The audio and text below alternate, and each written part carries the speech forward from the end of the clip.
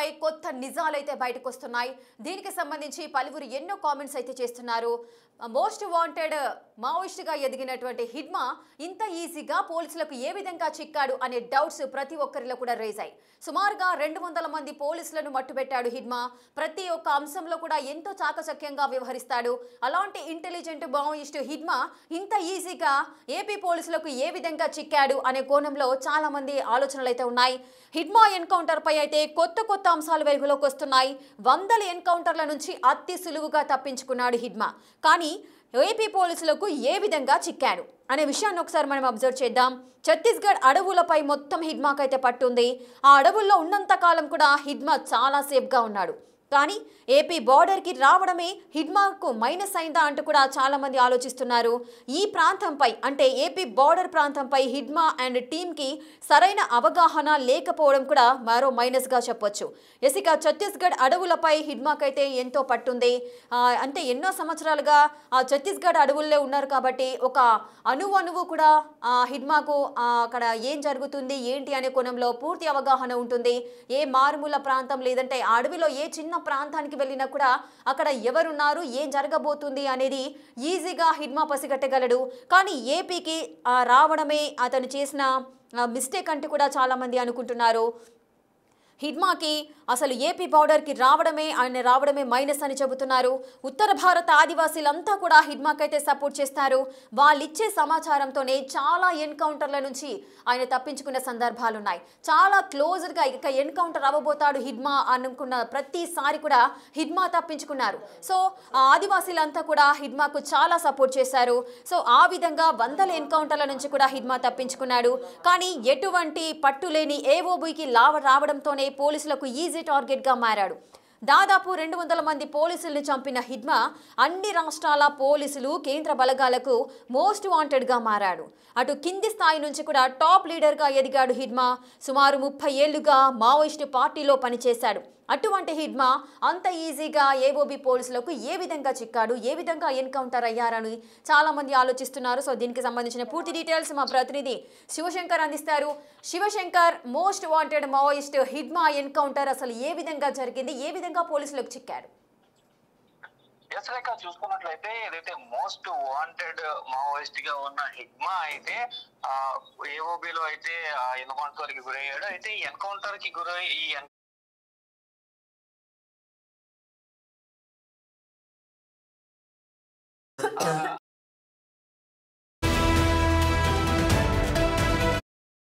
Border కి వచ్చాడంటూ కూడా కొంతమంది చెప్తున్నప్పటికీ కూడా అయితే పోలీసులు చెప్తున్న కథనం ప్రకారం అయితే ఇక్కడ ఒక షెల్టర్ ని ఏర్పాటు చేసుకునేందుకైతే అంటే ఇప్పటికే ఆపరేషన్ ఖగర్ పేరునైతే ఇప్పటికే పూర్తిగా దేశవ్యాప్తంగా ఉన్న మావోయిస్టులు, ప్రముఖ మావోయిస్టులు కావచ్చు, మావోయిస్టులు ఎక్కడ కనబడినా కూడా ఏరు వేస్తామంటూ కూడా ఇప్పటికే దేశ హోంమంత్రి అమిత్ షా ప్రకటించిన పరిస్థితుల నేపథ్యంలో మొత్తం మావోయిజాన్ని అంతం చేస్తామంటూ కూడా ఆపరేషన్ ఖగర్ అయితే ఇప్పటికే తలపెట్టారు. దీని టార్గెట్ మార్చ్ వరకు కూడా ఉంది. 2026 మార్చికి అసలు మావోయిస్ట్ అనే వాళ్ళు లేకుండా చేస్తామంటూ కూడా చెప్పిన పరిస్థితి కనిపిస్తుంది. అయితే ఈ నేపథ్యంలోనే దేశవ్యాప్తంగా అనేక చోట్ల ఎన్కౌంటర్ జరుగుతున్నాయి. మావోయిస్టుల్ని ఏరువేత అయితే మొదలైంది. ఈ నేపథ్యంలోనే ఛత్తీస్గఢ్ ప్రాంతానికి చెందిన హిడ్మా ఏదైతే మోస్ట్ వాంటెడ్ మావోయిస్ట్ కాబట్టి అతను సుమారుగా 200 మంది సిఆర్పిఎఫ్ పోలీసులు, అదే నార్మల్ పోలీసులు, అదే విధంగా సిఐలను, డిఎస్పీలను ఇలా అనేక మందిని పోలీసులను మట్టుపెట్టాడు. ఈ నేపథ్యంలో సుమారుగా 5 రాష్ట్రాలకి సంబంధించిన పోలీసులు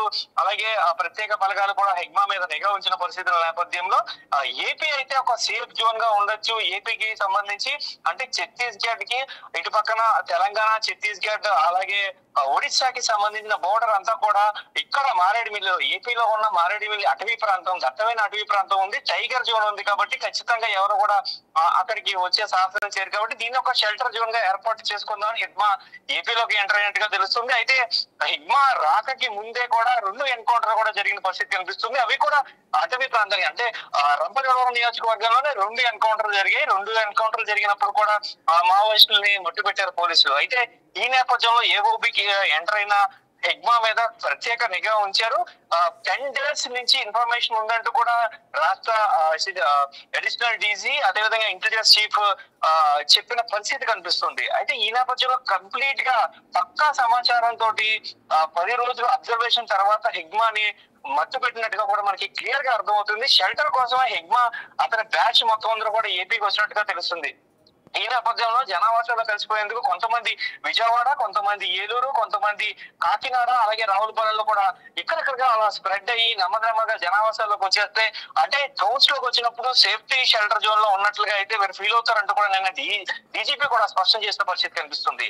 ఇలా హిగ్మా తన అట్నుంచి పోలీసుల చెర నుంచి కూడా బయటికి రావడం కోసం ఏవోకి ఎంటర్ అయ్యి అక్కడి నుంచి కూడా తన అనుచరుల్ని జనాల్లోకి పంపించి ఎక్కడైతే టౌన్స్ లోకి పంపించి ఒక షెల్టర్ ఏర్పాటు చేసుకుని ముందుగా పని చేయడానికి వచ్చిన కూలీలుగా వారందరూ కూడా ఎక్కడ విజయవాడలో దొరికిన హిగ్మా అనుచరులు కావచ్చు, అదేవిధంగా ఇటు పక్కన ఏలూరులో దొరికిన 15 మంది అనుచరులు కావచ్చు, వీరందరూ కూడా డైలీ కూలీగా పనిచేసేందుకు వచ్చామంటూ కూడా ఇతర రాష్ట్రాల నుంచి ఇక్కడ కూలీని ఇంపోర్ట్ చేసుకుంటున్నారు. కాబట్టి అలా డైలీ కూలి పనికి వచ్చామని ఆ ఇల్లు రెంట్కి తీసుకోవడం, అలాగే డైలీ కూలీ పనుల్లోకి ఆల్రెడీ చేస్తూ ఉండడం, ఇవన్నీ కూడా చూస్తుంటే మనకి ఖచ్చితంగా అంటే జనరల్ పీపుల్ లోకి మధ్యలోకి వచ్చేస్తే కనుక, మామూలు సామాన్య ప్రజానికంలోకి వచ్చేస్తే హిగ్మా కోసం వారు అడవుల్లోనే గాలిస్తారు. కాబట్టి ఖచ్చితంగా జనావాసాల్లో హిగ్మా గురించి గాలించరు. అండ్ ఇప్పుడు హిగ్మాకి సంబంధించిన ఫోటో కూడా దాదాపుగా చాలా సంవత్సరాల వరకు కూడా పోలీసు వద్ద కూడా లేదు. అయితే హిగ్మా అని కరెక్ట్ గా ఎగ్జాక్ట్ గా గుర్తుపట్టలేరు అనే ఒక ఐడియాలజీ తోటైతే ఇటు పక్కకి ముందు ఏపీలో అడవుల్లో ఎంటర్ అయ్యి తన అనుచర గణాన్నంతా కూడా ఈ జనావాసాల్లోకి నింపినట్టు తెలుస్తుంది. ఆ జనావాసాల్లోకి నెమ్మదిగా హిగ్మా కూడా వచ్చేద్దాం అనే ప్లానింగ్ లో ఉన్నట్లుగానే తెలుస్తుంది. అయితే హిగ్మా మోస్ట్ వాంటెడ్ మావోయిస్ట్, అలాగే అతనికి కమాండ్ మూడు శివశంకర్ జనావాసాల్లోకి రావాలనే ఆలోచన ఉంది. ఆ కోణంలోనే వారి యొక్క అనుచరులను పంపించడం అయితే జరిగింది అంటున్నారు. మరి హిగ్మాకి అసలు లొంగిపోయే ఆలోచన ఏదైనా ఉందా, లేదంటే జనావాసాలలో తిరగాలని ప్లాన్ ఉంటుందా? దీని మీద ఒక డిఫరెంట్ వాదన వినిపిస్తుంది. ఎందుకంటే ఛత్తీస్గఢ్ కి సంబంధించి ఛత్తీస్గఢ్ లో అనేక మంది పోలీసుల్ని హిగ్మా మట్టుబెట్టడం తోటి అతను గొరిల్లా ఆపరేషన్ లో పాల్గొన్నాడు. అంటే సుమారుగా ఒక 300 మంది మావోయిస్టు, ఒక 50-60 మంది సిఆర్పిఎఫ్ బలగాలను మట్టుబెట్టిన అలాంటి భయంకరమైన ఆపరేషన్ లో పాల్గొని హిగ్మా చిన్న వయసు నుంచి కూడా అలాంటి ఆపరేషన్ అన్నింటినీ సక్సెస్ఫుల్ గా మాస్టర్ మైండ్ తోటి చేశాడు. కాబట్టి అటుపక్కన ఛత్తీస్గఢ్ లో కనుక పోలీసులకి లొంగిపోతే అతన్ని ఖచ్చితంగా ఎన్కౌంటర్ చేస్తారు అనే ఒక నేపథ్యంలో ఇటు పక్కన ఏపీకి వచ్చి లొంగిపోదాం అనుకునే ఒక వాదన వినిపిస్తుంది. అదే విధంగా చూసుకున్నట్లయితే హిగ్మా ఎలా ఉంటారు అనేది ఎగ్జాక్ట్ గా పోలీసులు గుర్తుపట్టలేరు. కాబట్టి జనావాసాల్లోకి వచ్చి నార్మల్ పీపుల్ లాగా కొంతకాలం ఈ ఆపరేషన్ కాగారికి సంబంధించిన ఈ గొడవలన్నీ కూడా సర్దుమరిగే వరకు కూడా కొంతకాలం జనావాసాల్లోకి ఉండాలనేది ఒక వాదన వినిపిస్తుంది. ఇదే విధంగా చూసుకున్నట్లయితే ఇటు పక్కన ఏదైతే జనావాసాల్లోకి వచ్చిన వీరి అనుచరుల ద్వారా ఇటు పక్కన కాకినాడ పోర్ట్ నుండి కాకినాడ సముద్ర మార్గం నుంచి కూడా శ్రీలంక వెళ్ళిపోవాలని ఒక ఆలోచనలో ఉన్నారు అని కూడా ఒక అనేక రూమర్స్ వినిపిస్తున్న నేపథ్యంలో పూర్తిగా చూసుకోవచ్చు మనం. రేఖ హిగ్మా ఇటు పక్కన గిరిజనులందరికీ కూడా, అటు పక్కన ఎవరైతే ఛత్తీస్గఢ్ సంబంధించిన గిరిజనులు ఉన్నారో వీరందరూ కూడా చాలా తక్కువ ఆర్థిక స్తోమత కలిగిన వారు అనమాట. ఎందుకంటే మనం నిన్న హిగ్మా ఇంటిని చూసాం, కేవలం ఒక తాటేకిలతో నిర్మించిన చిన్న పూర గుడిసె. అదే విధంగా హిగ్మా గ్రామం కేవలం 50 ఇళ్లను కలిగి ఉన్న ఒక గ్రామంలోనే 90 మంది మావోయిస్టులని హిగ్మా సృష్టించగలిగాడు. అంటే అక్కడ పేదరికం అనేది, అణిచివేత అనేది ఎంత స్టేజ్ లో ఉందో ఆలోచించవచ్చు. అందు గురించే ఆ ఏరియా మొత్తాన్ని మనం నిన్న హిగ్మాకి సంబంధించిన అంత్యక్రియల ఒక వీడియోస్ చూస్తే ప్రతి ఒక్కరు కూడా ఆశ్చర్యపోయిన పరిస్థితి కనిపిస్తుంది. ఎందుకంటే సుమారుగా ఒక 200 మంది పోలీసులను మట్టి పెట్టిన ఒక మావోయిస్ట్ కి ఎంత మంది అభిమానులు, అది కూడా వారి గ్రామంలో 50 ఇళ్లు మాత్రమే ఉన్నాయి. ఆ 50 ఇళ్లలో 90 మందిని మావోయిస్టులుగా మార్చాడు. ఈ 50 ఇండ్లు కాకుండా చుట్టుపక్కల గ్రామాల నుంచి కూడా పెద్ద ఎత్తున సుమారుగా 2000 మంది ప్రజలు వచ్చి అతని అంత్యక్రియల్లో పాల్గొన్నారంటే ఆదివాసుల పట్ల ఆయన హీరోగా ఉన్నారని మాత్రం క్లారిటీగా తెలుస్తుంది. అయితే హిగ్మా పోలీసులకి మాత్రం ఖచ్చితంగా వెళ్ళాలని చెప్పుకోవాలి రేఖ. శివశంకర్, అటు గెరిల్లా యుద్ధాన్ని ప్రణాళికలు రచించడంలో లేదా ఐఎండి బాంబ్స్ ఈ విధంగా ప్రతి ఒక్క అంశంలో కూడా చాలా నిష్ణాతులైనటువంటి హిగ్మా అసలు ఏపీకి రావడము, మారేడుమిల్లి ప్రాంతంలో ఎన్కౌంటర్స్ ఆల్రెడీ జరుగుతున్నాయి అని తెలిసి కూడా అక్కడికి రావడానికి ఏంటి రీజన్స్ అని కూడా చాలా మందిలో ఆలోచనలు ఉన్నాయి. దీనికి ఏం సమాధానం చెప్తారు? ఒకవేళ ఛత్తీస్గఢ్ అడవుల్లోనే ఉంటే హిగ్మా ఎన్కౌంటర్ జరిగే అవకాశాలు ఉండేనా?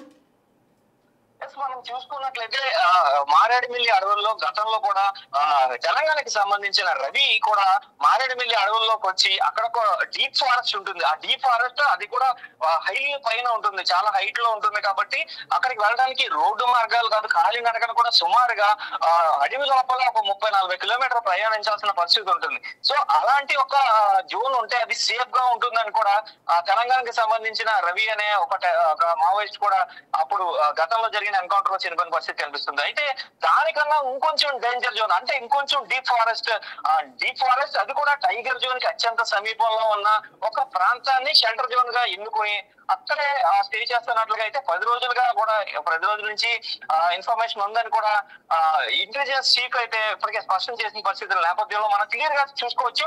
టైగర్ జోన్ డీప్ ఫారెస్ట్ ఖచ్చితంగా ఎవరు వచ్చే సాహసం చేయరు కాబట్టి అక్కడ ఒక షెల్టర్ జోన్ ఏర్పాటు చేసుకుని ఈ వీళ్ళ అనుచరులందరూ కూడా ఏపీ ప్రజానికాల్లో కలిసిపోయారు. కాబట్టి ఎక్కడ షెల్టర్ జోన్ సేఫ్ గా ఉంటుందని భావిస్తే అక్కడికి మూవ్ అవ్వచ్చు అనే ఒక ప్రణాళిక కూడా సిద్ధం చేసుకుని ఉండొచ్చు. దాని గురించే కనవ వారందరినీ కూడా ఏపీ ప్రజల్లో ఏదైతే టౌన్స్ లో విజయవాడ టౌన్ కావచ్చు, ఏలూరు టౌన్ కావచ్చు, కాకినాడ టౌన్ కావచ్చు ఇలా స్ప్రెడ్ చేసి అక్కడి నుంచి కూడా ఏదైతే సేఫ్ జోన్ ఉంటుందో ఎక్కడైతే పోలీసుల తనిఖీలు కానీ పోలీసుల ఫంక్షన్స్ కానీ ఎక్కువగా ఎక్కడ ఉండవు అనేది అబ్జర్వ్ చేసిన తర్వాత ఇటుపక్కకి రావచ్చనే ప్లాన్ తోటి హిగ్మా మొత్తం అంతా ప్లాన్ చేసినట్టుగా అయితే తెలుస్తుంది. ఈ ఆపరేషన్ అంతా కూడా సీక్రెట్ గా ఉంచారు.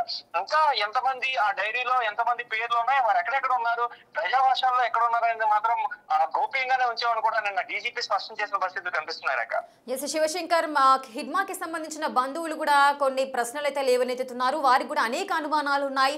హిడ్మా ఆల్రెడీ 1 వీక్ బిఫోరే పోలీసులకు భద్రతా దళాలకు చిక్కడం జరిగింది. ఇన్ని రోజులు వెయిట్ చేసి టైం చూసి ఎన్కౌంటర్ చేశారు అంటూ కూడా వారు మాట్లాడుతున్న సందర్భాలు దీంట్లో ఎంతవరకు నిజం ఉందనుకోవచ్చు?